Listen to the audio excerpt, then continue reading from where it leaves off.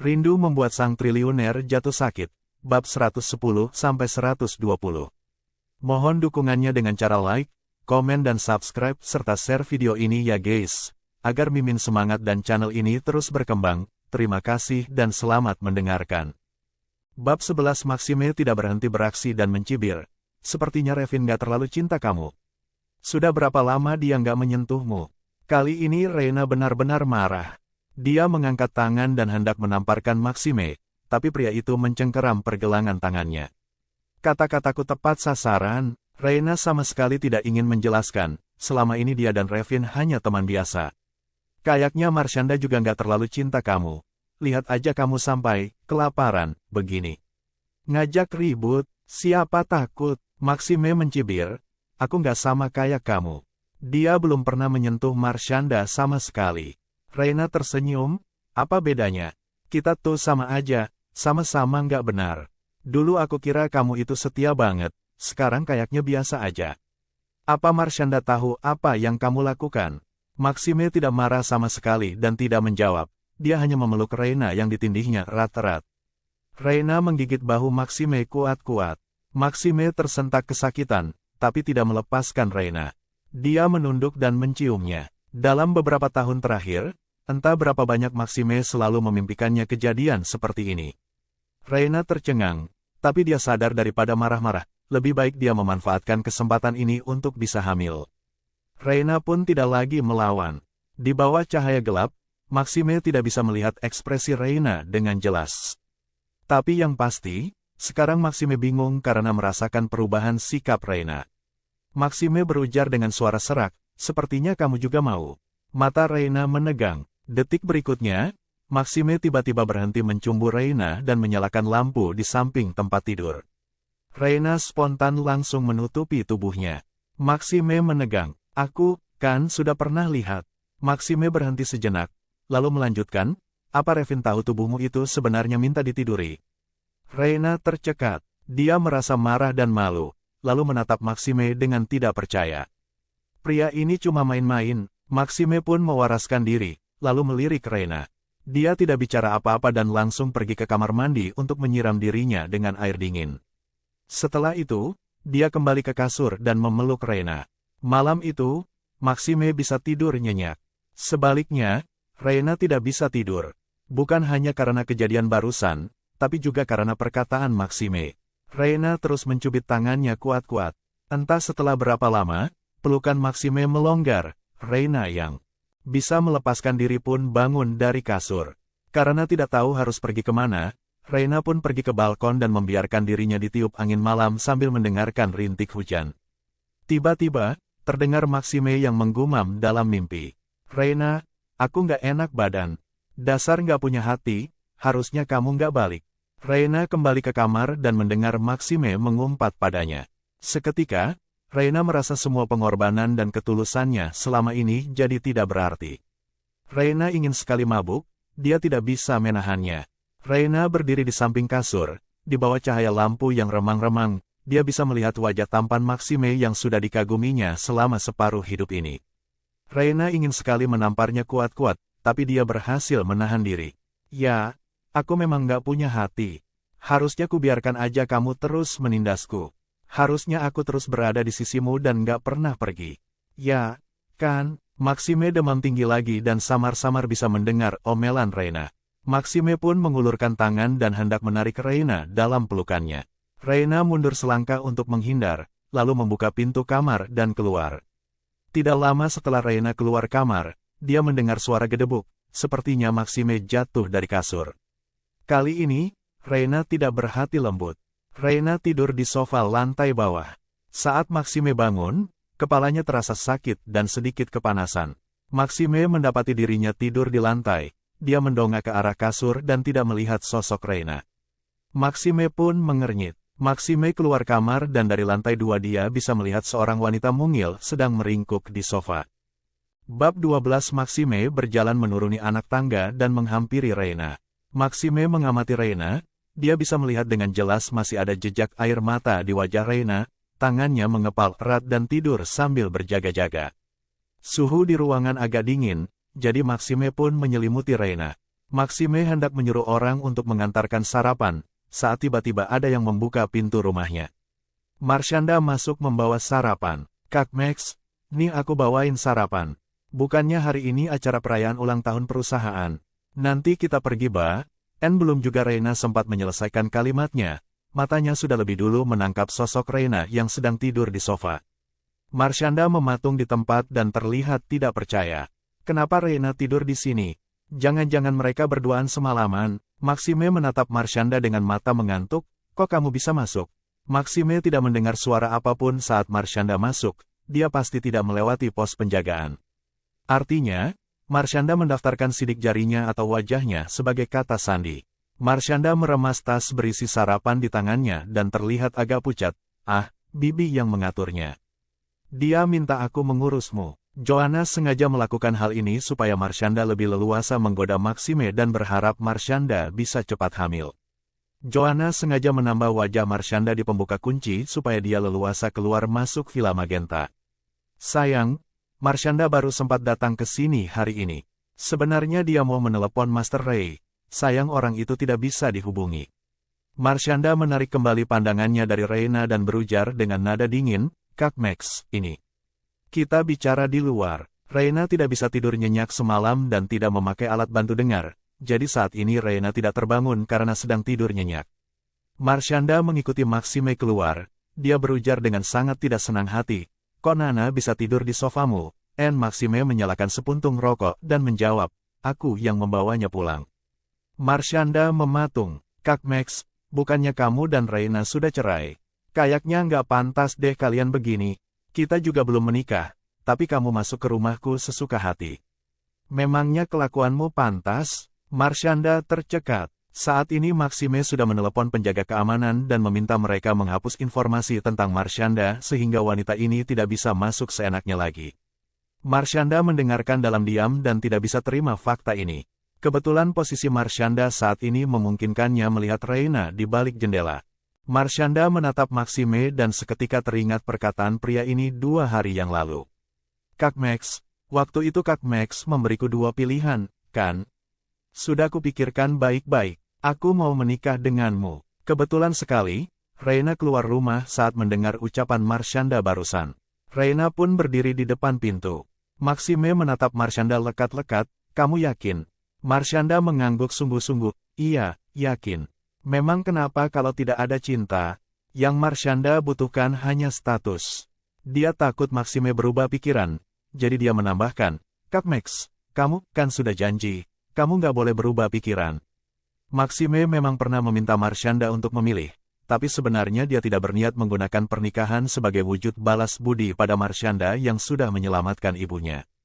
Bagaimanapun, selama ini Maxime sudah cukup banyak balas budi. Tiba-tiba, sekilas dia melihat punggung Reina yang terpantul di jendela.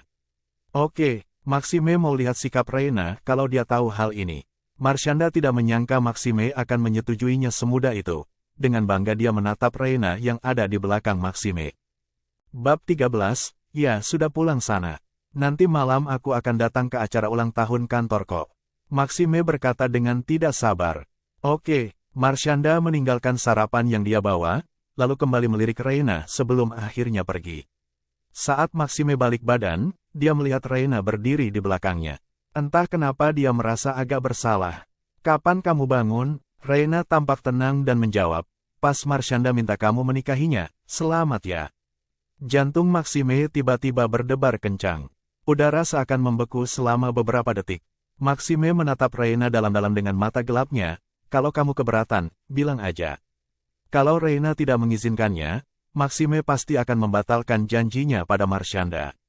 Maxime akan menuruti Reina. Tidak disangka, Reina malah menggeleng dan berkata sama seperti sebelumnya. Selamat, kalau kita perlu cerai dulu, bilang aja ya. Aku pasti bantu, tapi syaratnya, kamu harus balikin Ricky padaku. Maxime sangat kecewa. Maxime sadar, sekarang Reina sungguh sudah tidak peduli lagi padanya. Dia tidak peduli kalau Maxime pacaran atau bahkan akan menikahi wanita lain. Maxime kesal, tapi dia juga tidak tahu kenapa merasa sekesal ini. Maxime terbatuk-batuk, lalu langsung melemparkan sarapan yang dibawa Marshanda ke tempat sampah. Mau makan apa? Pesan sendiri aja. Setelah berkata demikian, Maxime berjalan melewati Reina dan pergi ke ruang kerja. Reina sadar sikap Maxime sekarang sungguh kekanak-kanakan. Maxime pikir dia mau menyentuh makanan pemberian Marshanda. Reina pun berjalan ke dapur untuk membuat sarapan. Setelah selesai makan dia mengirim pesan teks pada Maxime dan pergi keluar. Sebenarnya Maxime sedang menunggu Reina membujuknya, tetapi yang dia terima hanya pesan singkat. Aku pergi ke kantor. Hanya sebuah kalimat pendek. Setelah membaca pesan itu, wajah Maxime benar-benar suram dan tidak enak dilihat. Dia keluar ruangan dan turun ke bawah. Reina sudah pergi dari tadi. Dia pergi ke dapur dan mendapati dapur kosong melompong. Reina tidak menyiapkan sarapan untuknya. Perut Maxime sakit kepalanya juga makin menjadi. Maxime pun minta sopirnya datang membawakan sarapan. Sesampainya di kantor, Reina menyalakan ponselnya dan mendapati semalam ada panggilan tidak dikenal menelepon nomor luar negerinya. Nomor telepon itu berasal dari kota Simaliki. Alih-alih menelepon balik, Reina menyuruh orang untuk menyelidiki pemilik nomor telepon itu terlebih dulu. Segera, dia pun tahu kalau itu nomor Marshanda. Berita tentang plagiarisme Marshanda kemarin masih marak di dunia maya, wajar kalau sekarang wanita itu mencarinya. Reina menunggu Marshanda kembali menghubunginya. Benar saja, tidak lama kemudian ada telepon masuk. Reina sengaja menggunakan alamat IP luar negeri dan mengubah suaranya sebelum mengangkat telepon. Halo, halo, dengan Master Ray. Kenalkan, saya Marshanda. Saya mau bicara dengan tentang lagu, Secerca Cahaya Dunia. Sepertinya staf saya sudah melakukan kesalahan dan tidak sengaja menggunakan musik karangan Anda. Apa yang harus kulakukan supaya Anda bersedia mencabut gugatan? Di telepon, sikap Marshanda sangat baik. Reina bertanya-tanya apa Marshanda akan tetap bersikap seperti ini kalau tahu Master Ray itu Reina. Mudah saja. Pertama, minta maaf dulu pada pengacara saya, lalu mengakulah di hadapan publik kalau kamu sudah plagiat, jawab Reina dengan santai. Oke, saya akan minta maaf. Tapi saya tidak bisa mengaku tentang plagiat. Sebagai gantinya, saya akan ganti rugi. Sebut saja Anda mau berapa, gimana? Marshanda tahu kalau dia mengaku melakukan plagiarisme, masa depannya di dunia musik atau bahkan industri entertainment pasti akan berakhir. Kalau begitu tunggu saja gugatan skala internasionalnya. Reina langsung menutup telepon. Reina sudah tahu Marshanda itu orang seperti apa, dia merasa tidak perlu buang waktu bicara omong kosong dengannya. Marshanda melemparkan ponselnya dengan marah. Bab 14 Asisten Marshanda memungut ponsel itu dengan hati-hati. Marsa, gimana? Dia minta aku minta maaf pada Alana secara terbuka dan mengakui plagiarisme. Asisten itu mengernyit, mana bisa. Kalau kamu mengaku, semua usahamu selama ini jadi sia-sia dong. Marshanda memutuskan untuk menghiraukan Master Ray. Dia tidak percaya orang itu menolak imbalan uang dan malah buang-buang waktu bermain jalur hukum dengannya. Hal terpenting baginya sekarang adalah untuk membereskan Reina dan menikahi Maxime. Bukan mengurus lagu. Malam ini ada acara ulang tahun perusahaan, aku mau siap-siap. Untuk urusan plagiat itu, sementara ini kita redakan aja dengan menyuap uang pada media.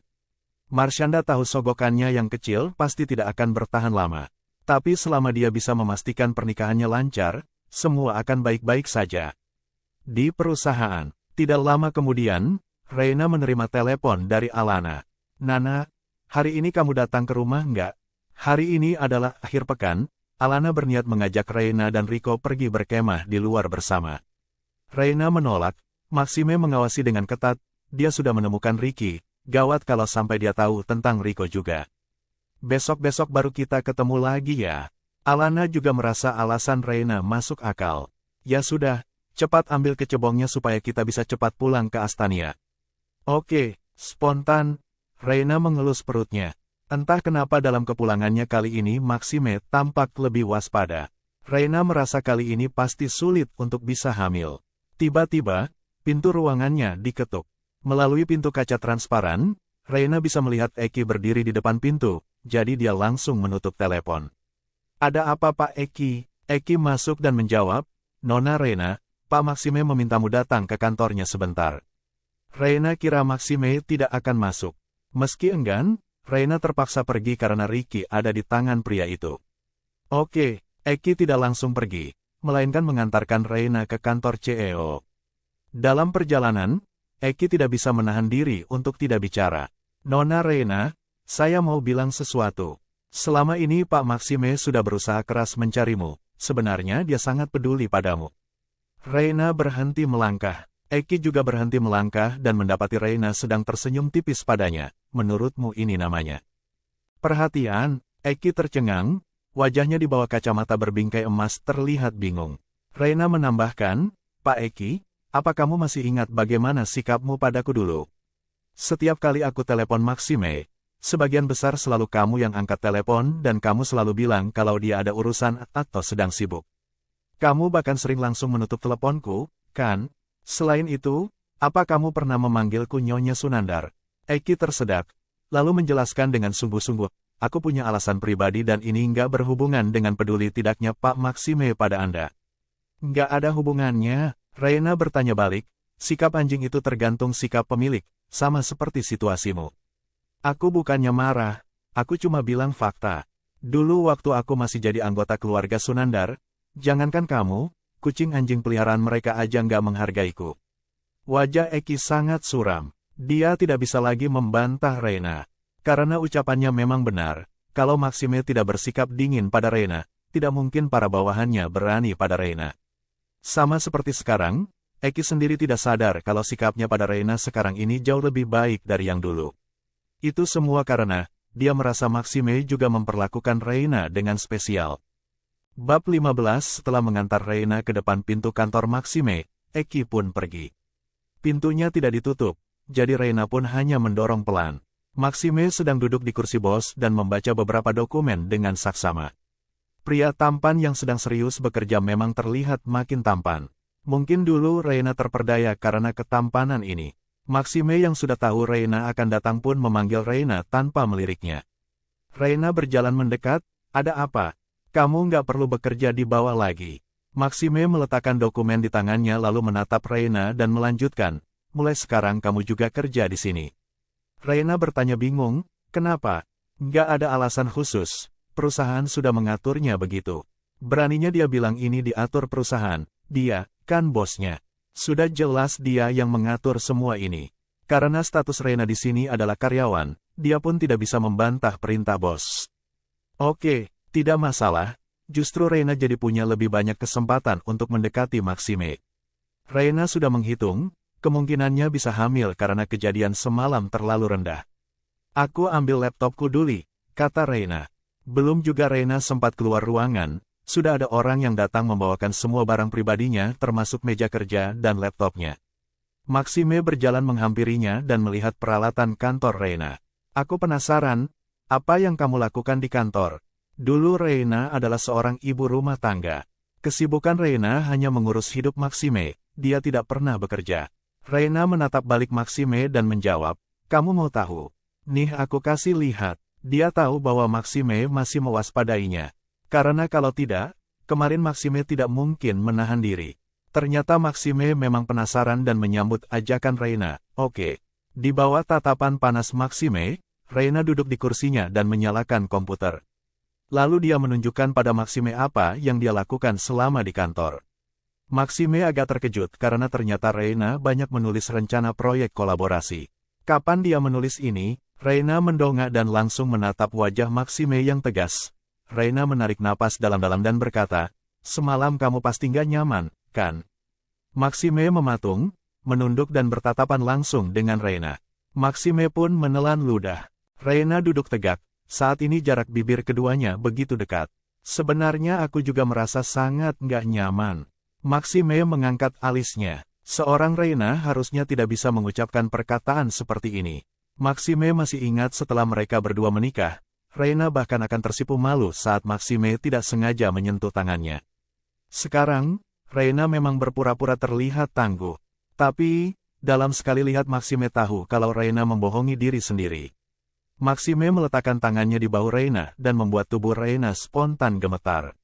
Gerakan refleks semacam ini tentu tidak bisa menipu siapapun. Maxime melirik Reina dengan tatapan nakal. Kalau nggak enak badan, periksa ke rumah sakit aja. Aku, kan bukan dokter. Aku nggak bisa nyembuhin kamu. Reina tercengang. Maxime ini tidak paham maksudnya atau hanya pura-pura tidak paham. Dia sengaja, Reina merasa sepertinya bersilat lidah dengan Maxime percuma saja, jadi Reina langsung mencondongkan tubuhnya dan mengecup sudut bibir Maxime. Maksudku, ini, harum tubuh Reina tercium jelas di hidung Maxime. Maxime itu pria sejati, mana mungkin dia bisa menahan godaan seperti ini. Maxime pun membalas ciuman Reina, tapi tetap menahan diri untuk tidak bertindak terlalu jauh. Maxime masih menjaga jarak karena merasa sebenarnya Reina tidak terlalu menginginkannya. Sebenarnya apa tujuan Reina? Reina juga membalas ciuman Maxime dengan canggung. Suasana di dalam ruangan Maxime pun makin memanas. Bab 16. Setelah sekian lama, Reina merasa ada yang tidak beres. Maxime terus menciumnya tapi dia tidak lanjut ke tahap berikutnya. Tepat saat napas Reina mulai memburu dan pikirannya menjadi kosong karena kekurangan oksigen, pintu ruangan Maxime pun diketuk. Barulah Maxime berhenti. Ternyata sekretarisnya datang untuk melapor pekerjaan.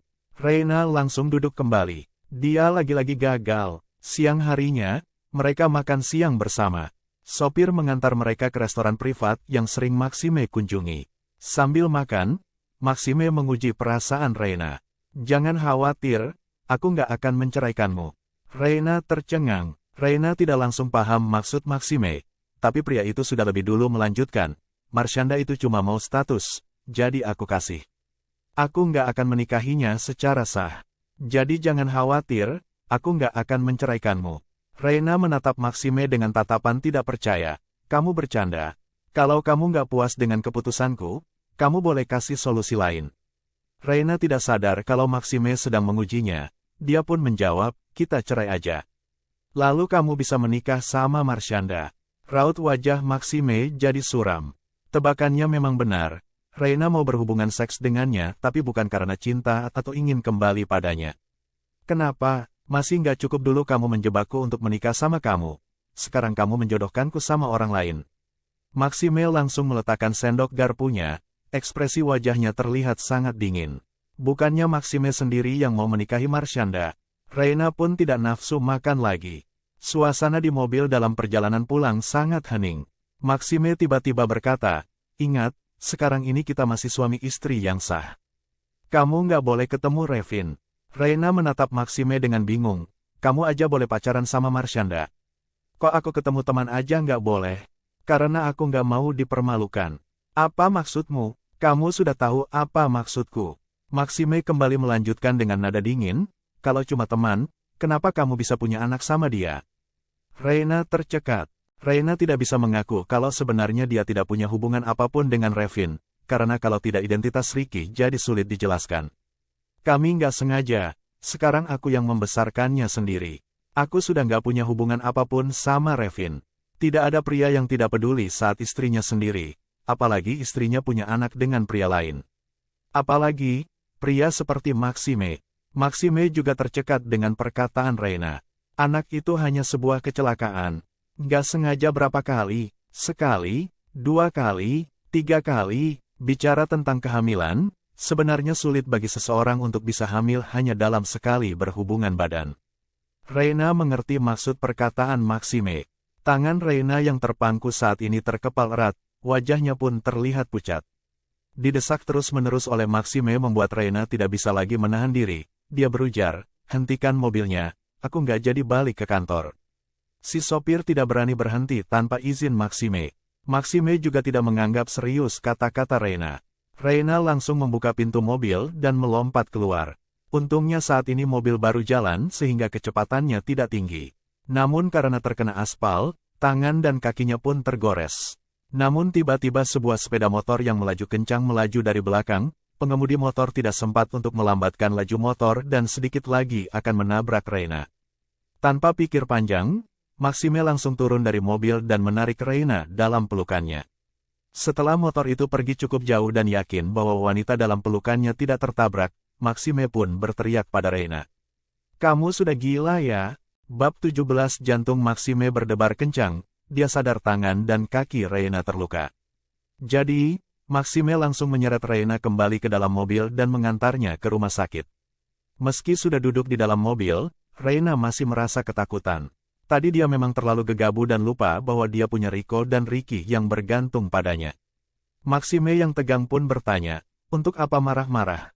Reina tidak menjawab, rasa sakit di tangan dan kakinya mulai terasa. Suasana di dalam mobil kembali hening. Maxime benci saat Reina tidak bicara. Padahal dulu Reina sangat bawel, apalagi waktu masih kecil. Reina bisa berceloteh tanpa henti. Tapi sekarang, Reina membisu.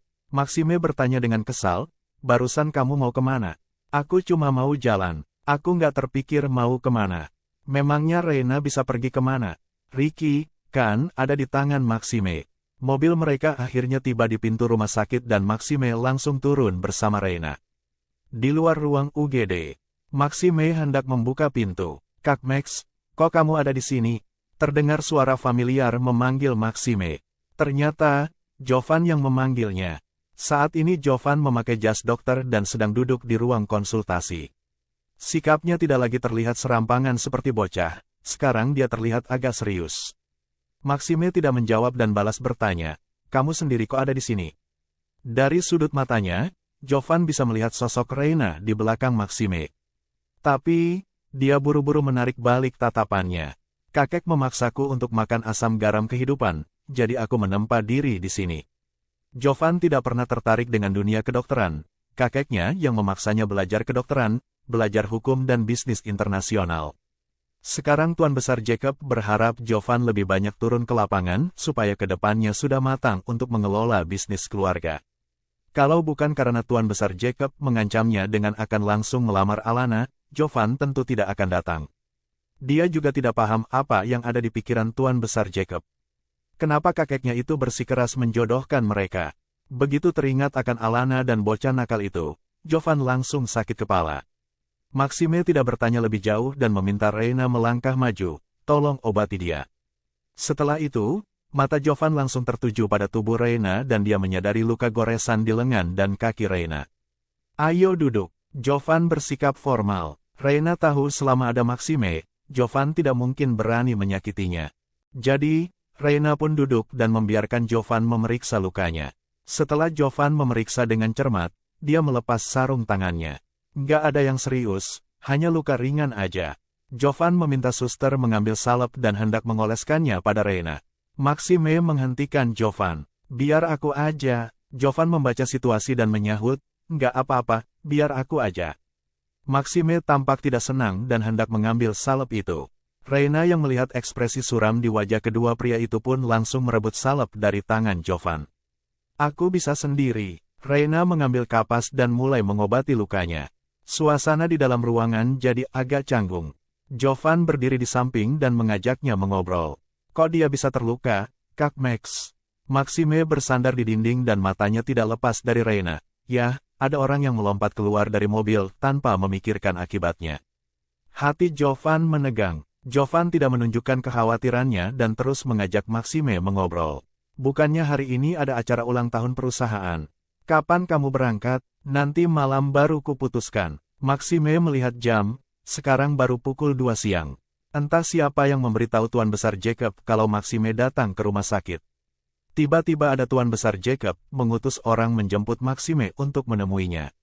Sebelum Maxime pergi, dia berpesan pada Reina, tunggu aku. Begitu Maxime pergi, para suster juga pergi sehingga hanya Reina dan Jovan yang tersisa di dalam ruangan. Bab 18 Jovan mengira ada bagian yang sulit dijangkau, jadi dia mengulurkan tangan ingin membantu. Ketika Reina melihat tangannya terulur, dia spontan mengira pria itu akan memukulnya, jadi dia refleks bergerak menghindar. Salep itu pun jatuh tepat di punggung tangan Jovan. Maaf, Reina berdiri dan berkata, aku pergi sekarang. Jovan tahu Reina telah salah paham, sehingga dia merasa harus menjelaskan. Aku cuma mau bantu kamu ngolesin obatnya. Terima kasih, tapi nggak perlu. Reina hendak pergi. Jovan tidak ingin wanita itu salah paham lagi, jadi dia menghentikannya. Kak Max minta kamu tunggu sampai dia kembali. Reina menatapnya dengan mata acuh tak acuh. Aku bisa tunggu di luar. Melihat Reina seperti ini, Jovan merasa sangat tidak enak. Jangan takut padaku, aku nggak akan menyakitimu lagi. Jangan takut, tidak akan menyakitinya lagi. Reina seakan mendengar lelucon paling menggelikan yang pernah dia dengar. Jovan dulu pernah mengatakan hal yang sama agar dia mau percaya padanya. Tolong beri jalan, entah sakit atau tidak, Reina tidak ingin berurusan dengan orang seperti ini. Jovan masih menghalangi pintu, tidak mau bergerak. Oleskan obatnya dulu, baru keluar. Reina tidak tahu rencana macam apa yang ada dalam pikiran pria ini. Karena takut sifat jahatnya akan muncul lagi, Reina akhirnya memutuskan untuk mengoleskan obatnya terlebih dahulu. Besok-besok lagi jangan bodoh kayak tadi. Melompat keluar dari mobil itu berbahaya. Untung saja cuma cedera ringan, kata Jovan dengan tatapan penuh perhatian. Reina tidak berkata apa-apa. Reina sudah lama sadar bahwa emosi Jovan sangat mudah berubah-ubah. Dia pun mengoleskan obatnya cepat-cepat. Pak Jovan, sekarang sudah dioles. Aku sudah boleh pergi sekarang. Menghadapi tatapan tajam wanita itu, hati Jovan seakan tertusuk pisau yang tajam. Tunggu saja di sini. Aku janji nggak akan melakukan apa-apa padamu, oke? Dia berusaha membuat suaranya selembut mungkin. Sejenak, mata Reina meredup. Dia tahu kata-kata orang ini tidak bisa dipercaya. Namun, apa yang bisa dia perbuat? Pria ini sahabat karib Maxime dan tempat ini juga wilayahnya. Reina tidak punya jalan untuk pergi. Reina berhenti bicara dan tidak meminta pergi lagi. Melihat dia berhenti mendesak ingin pergi, Jovan mengambil sebotol salep, lalu mengemasnya dan menyerahkannya pada Reina. Pakai salepnya setiap hari, 3 kali sehari. Nanti lukanya nggak akan berbekas. Jika bukan karena hal-hal yang pernah dia perbuat sebelumnya, Reina pasti akan mengira dia dokter yang lemah lembut dan baik. Terima kasih. Reina menerima obatnya. Akhirnya, Reina tampak tidak terlalu waspada lagi terhadapnya. Jovan ingin menjelaskan apa yang sebenarnya terjadi waktu itu. Akan tetapi, saat sudah sampai di ujung lidahnya, tidak ada kata yang terucap. Sudah menganggap orang yang salah sebagai penyelamat, penyelamat yang sebenarnya justru diperlakukan dengan kata-kata kasar dan sengaja disakiti. Dia benar-benar tidak tahu harus bicara bagaimana. Jadi, Jovan mengubah pendekatannya. Reina, kamu masih ingat nggak dulu? Mungkin waktu kamu masih kuliah, kamu pernah menyelamatkan seseorang. Bagaimana mungkin dia tidak ingat? Jika bukan karena menyelamatkannya, lalu kebaikan itu dibalas air tuba, telinganya tidak akan mengalami kerusakan permanen. Ingat, aku juga ingat orang itu mengatakan dia akan berusaha sebaik mungkin untuk membalas kebaikanku, kata Reina dengan tenang. Jovan merasa seperti ada yang mengganjal di tenggorokannya. Reina lalu mengganti topik pembicaraan. Tapi aku menyesal, kalau aku bisa mengulangnya lagi, aku nggak akan mau menyelamatkan dia. Reina, Jovan ingin menjelaskan. Sayangnya, Maxime datang tepat pada saat itu dan menyela pembicaraan mereka. Ayo pergi. Reina bangkit, keluar mengikuti Maxime dan membuang semua obat yang diberikan Jovan ke tempat sampah. Siapa yang tahu obat-obatan ini sudah diapakan olehnya? Jovan yang berdiri tidak jauh dari mereka melihat dengan mata kepalanya sendiri saat Reina membuang semua obatnya. Maxime bertanya, apa yang dibuang? Sampah. Bab 19. Setelah masuk ke dalam mobil, Maxime menengok ke arah rumah sakit di belakangnya.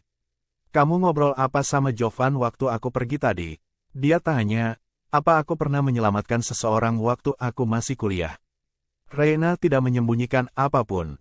Menyelamatkan seseorang, Maxime ingat, saat Marshanda masih kuliah, dia ada di tempat kecelakaan mobil Jovan dan ibunya dan menyelamatkan mereka berdua.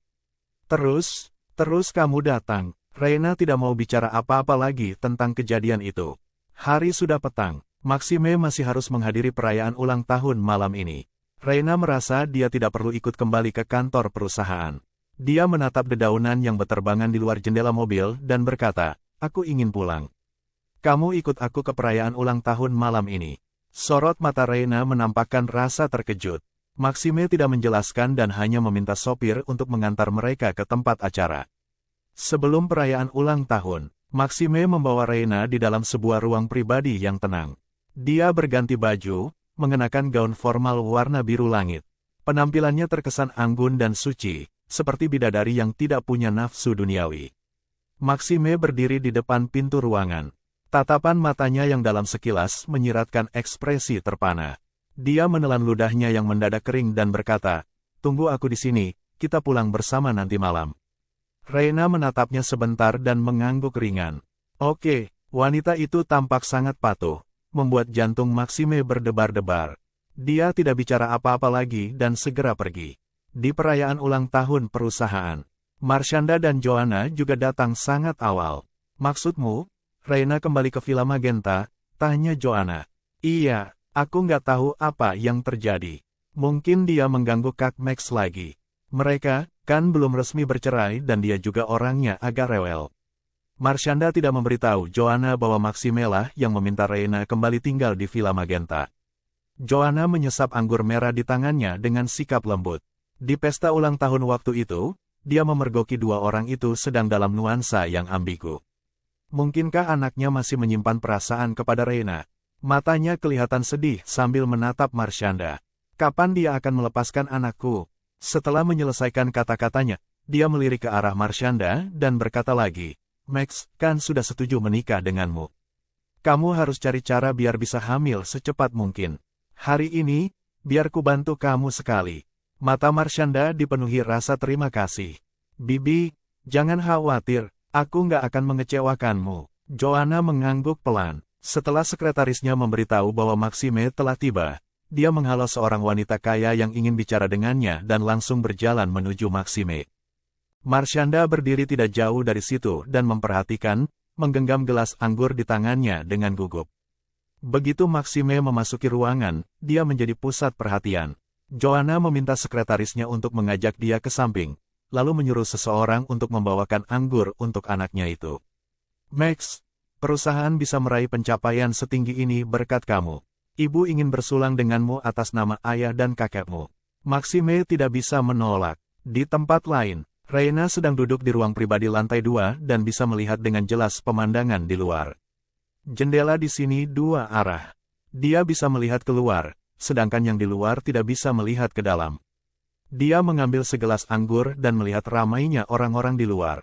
Matanya segera menangkap sosok Joanna, kemudian Marshanda, serta Maxime yang dikelilingi beberapa orang pengawal. Reina hendak membuang muka ketika matanya tiba-tiba membeku. Baru saja, dia melihat pelayan di samping Joanna diam-diam menambahkan sesuatu ke dalam gelas anggurnya. Joanna menyerahkan gelas anggur itu kepada Maxime. Di saat yang sama, Marshanda berjalan menuju mereka berdua. Tidak peduli betapa bodohnya Reina, dia tetap mengerti apa yang akan dilakukan Joanna dan Marshanda. Dia tidak bisa menahan diri dan segera bangkit ingin keluar. Seorang pengawal buru-buru menghentikannya. Nona Reina, Pak Maxime memintamu menunggu di sini. Wajah Reina tampak merona. Aku mau ke belakang. Gak bisa, ya. Bukannya dia khawatir Maxime akan dijebak ibunya sendiri. Dia hanya tidak ingin orang lain sampai di sana terlebih dahulu. Jika memang sesuai dugaannya, kenapa tidak dia manfaatkan kesempatan ini sendiri? Pengawal itu pun tidak bisa menahannya lagi. Bab 0 di tempat perayaan ulang tahun. Maxime menyaksikan ibunya menyodorkan anggur padanya gelas demi gelas dengan pandangan mengarah ke Marshanda. Seketika itu juga, dia paham. Aku nggak bisa minum lagi. Masih ada kerjaan malam ini. Maxime menolak anggur yang ditawarkan ibunya lagi. Melihat dia sedikit mabuk, Joanna melirik ke arah Marshanda. Marshanda segera menghampiri Maxime dan menggandengnya. Kak Max, kayaknya kamu agak mabuk. Aku antar kamu pulang, ya. Dia bertekad, sesuatu harus terjadi malam ini. Maxime masih belum mabuk.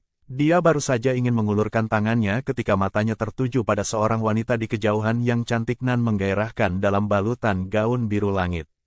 Dia tidak melepaskan diri dari Marshanda, tetapi dia menatap Reina dalam-dalam. Kemunculan Reina menarik perhatian banyak orang. Penampilannya begitu luar biasa, sampai-sampai sebagian besar tamu tidak mengenali bahwa dia adalah wanita yang dulunya putri keluarga Andara, yang mengalami gangguan pendengaran. Joanna juga tidak sengaja memandang ke arahnya dan tertegun. Reina dulu tidak bisa berdandan. Meski cantik, dia kurang menarik perhatian. Namun, dia sekarang sudah berbeda 80 derajat. Reina menghadapi tatapan orang-orang dan berjalan dengan mantap mendatangi Maxime dan Marshanda. Nona Marshanda, aku kesini mau menjemput Max pulang.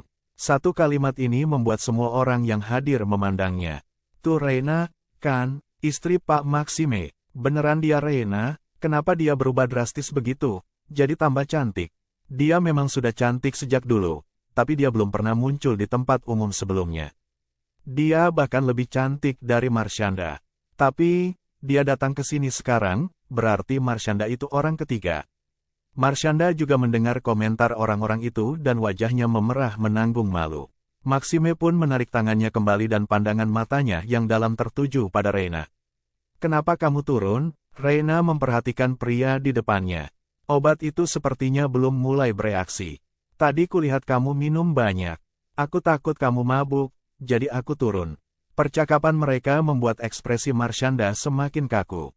Maksud Reina, dia sudah datang ke sini sejak tadi. Sudut-sudut bibir Maxime tanpa sadar terangkat. Kamu keluar dulu. Tunggu aku sebentar. Oke, Reina berbalik dan keluar. Begitu dia sampai di pintu, seorang pria yang mengenakan jas dengan wajah dingin sedang berjalan masuk dan kebetulan menabraknya. Sekejap, rasa terkejut memenuhi pandangan matanya. Reina, panggilnya ragu-ragu. Reina berhenti sejenak dan menatapnya. Sepasang mata yang tajam dan raut wajah yang tampan. Wajah yang tidak mudah dilupakan sekalinya bertemu. Kalau tidak salah, dia Ethan Yusdwindra, putra ketiga grup Yusdwindra. Salah satu teman Maxime. Setelah pernikahannya dengan Maxime, hanya dia satu-satunya teman Maxime yang tidak pernah memperlakukannya dengan buruk. Dia hanya tidak pernah membantunya juga. Saat Jovan bersikap kasar dan mempermainkannya, Ethan hanya berdiri di samping sambil menyaksikan. Kamu salah orang. Lagi pula, mereka tidak sedang dalam perjamuan sosial. Reina tidak ingin mencari-cari masalah. Dia menundukkan kepalanya dan cepat-cepat berjalan melewati Ethan. Ethan tidak membongkar pura-puranya, tetapi dia menyaksikan Reina dari belakang dengan wajah yang tampak merenung entah memikirkan apa. Di acara perayaan, Maxime samar-samar merasa ada yang tidak beres dengan tubuhnya dan segera sadar apa yang terjadi. Ada sesuatu dalam anggur yang dia minum. Dia melirik Marshanda dari sudut matanya dengan tatapan sinis dan merendahkan suaranya. Aku nggak peduli ibuku bilang apa ke kamu. Aku nggak mau kejadian kali ini terulang lagi. Marshanda sedikit bingung dan perlu waktu lama untuk menjawab, Kak Max, jangan marah. Bibi cuma ingin cepat-cepat menggendong cucu. Begitu dia membuka mulut, Maxime menyela kata-katanya. Kalau dia ingin kamu mati, kamu langsung menurut juga. Suara Marshanda tercekat. Ketika Maxime hendak pergi, dia meraih ujung bajunya. Dengan suara rendah agar tidak ada orang lain yang mendengar, dia berkata, Kak Max, aku sangat mencintaimu. Aku bersedia melakukan apapun untukmu. Nggak kayak Reina, dia selalu dimanjakan sejak kecil. Dia nggak ngerti cinta sama sekali. Dia bertahun-tahun di luar negeri bersama Revin, siapa yang tahu mereka sebenarnya punya hubungan apa? Kalau aku selalu menjaga kesucianku untukmu. Bersambung. Terima kasih telah menonton dan mendengarkan konten novel viral. Jangan lupa dukung Mimin dengan cara subscribe ya.